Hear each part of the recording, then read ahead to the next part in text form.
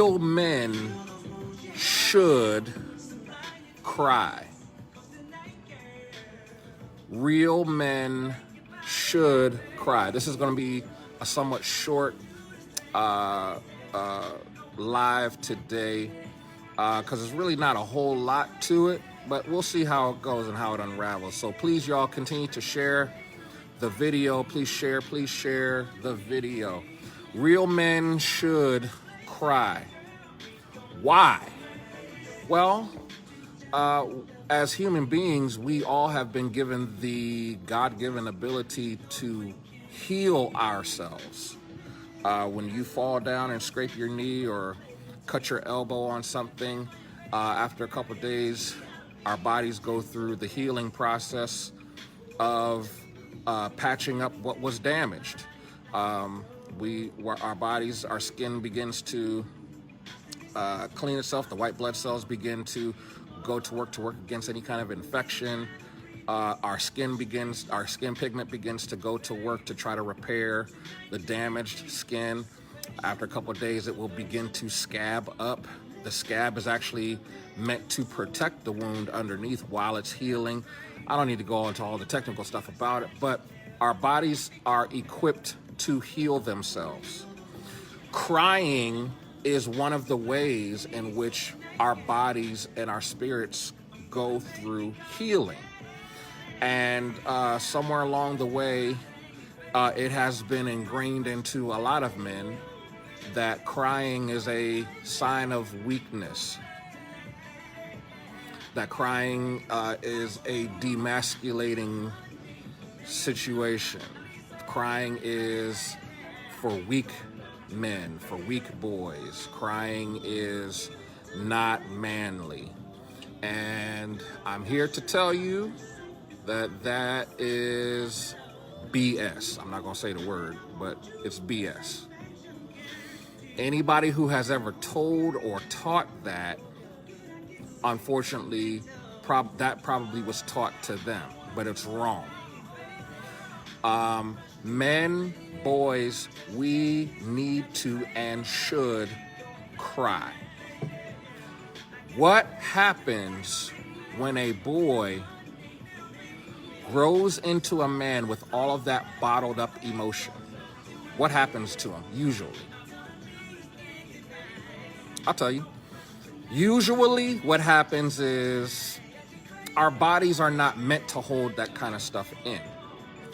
So it's going to come out eventually. If it doesn't come out through the form of tears, it's going to come out through the form of some other outlet. Usually not a healthy outlet. Our bodies are not built to maintain and hold and compose that kind of stress. It has to be released. And so if you're not allowing your son to cry, to release whatever that pain is, which is what we explained earlier, crying is a part of healing yourself.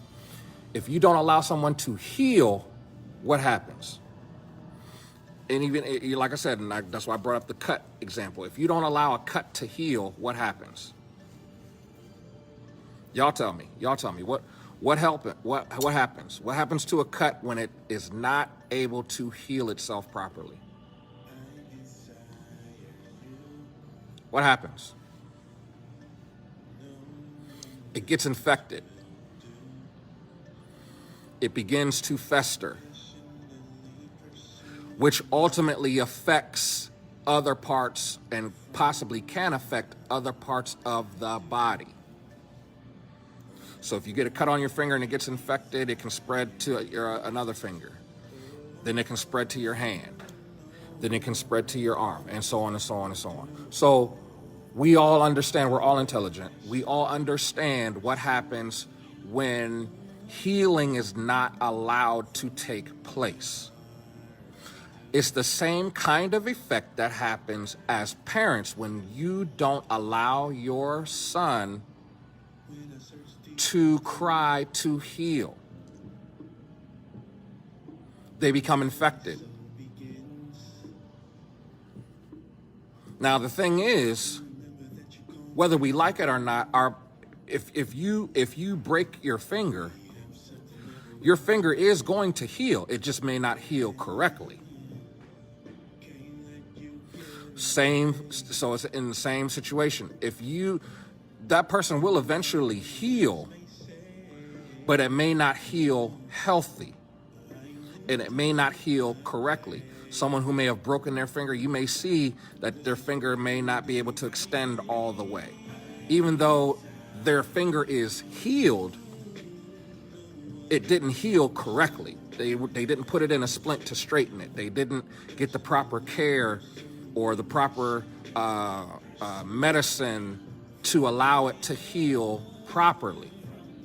So as it in emotions. When we don't allow our sons to express themselves and to heal, sometimes through the form of tears, we allow them to get infected.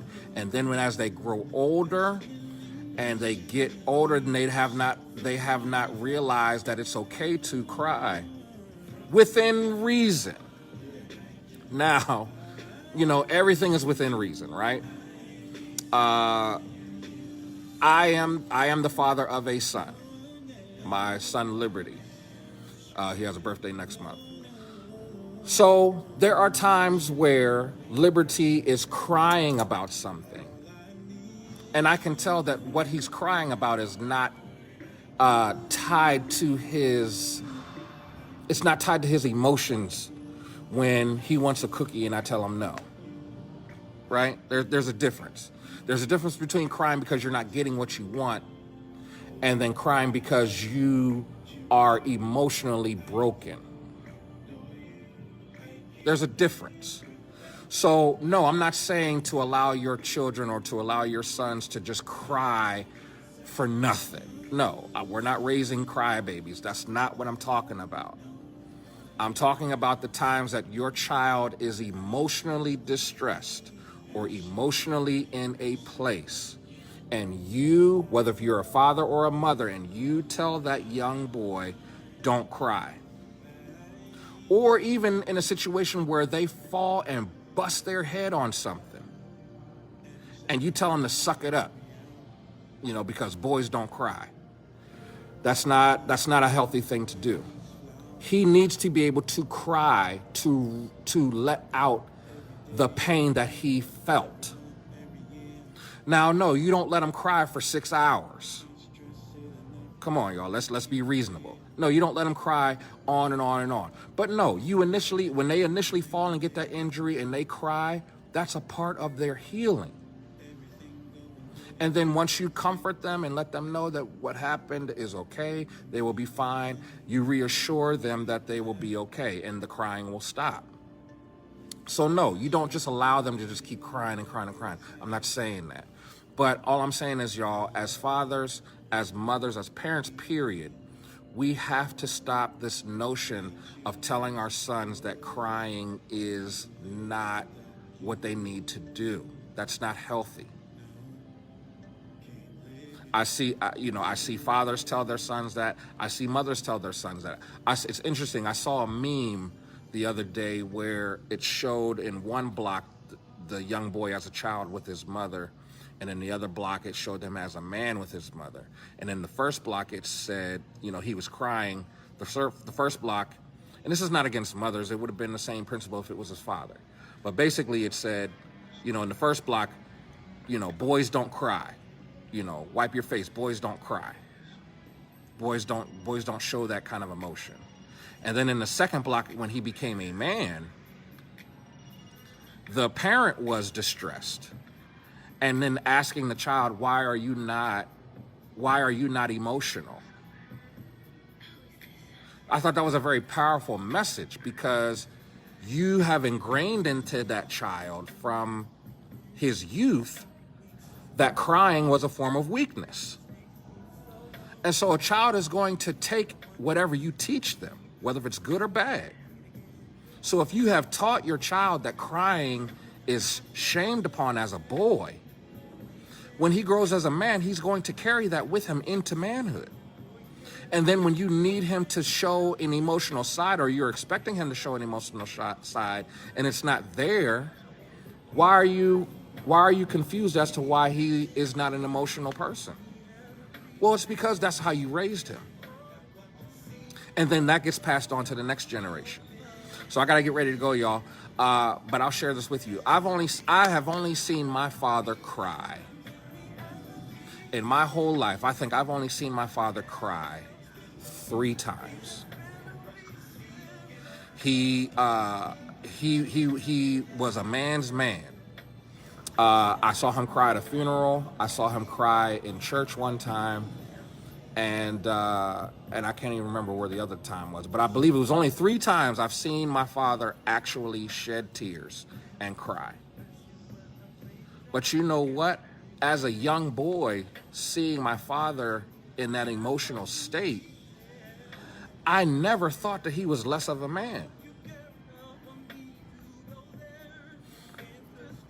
Large part of that is probably because I wasn't raised to think or feel that way. So I'm telling you from a healthy place. I'm not saying that my parents were perfect, but I'm telling you from a healthy place that they allowed me to cry when I was hurt. If I fell down, when I was a kid, if I fell down off my bike and busted my knee, I was allowed to let that pain out.